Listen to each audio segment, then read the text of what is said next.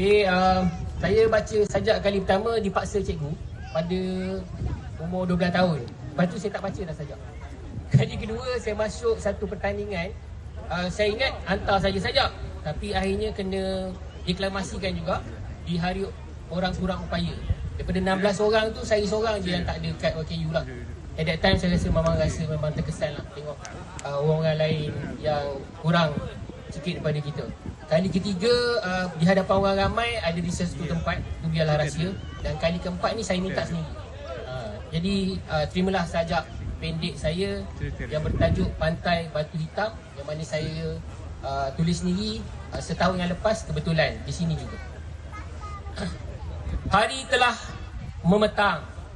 Cuaca yang tadinya berberhang dengan terik mentari telah tiada.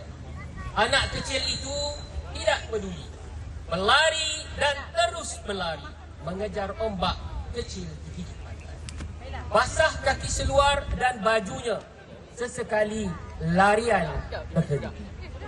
Mengutip cengkerang di pantai, itulah keseronokan dan kebebasan buat anak kecil. Hatinya ikhlas, luas melaut, tulus mulus bak pasir yang memutih.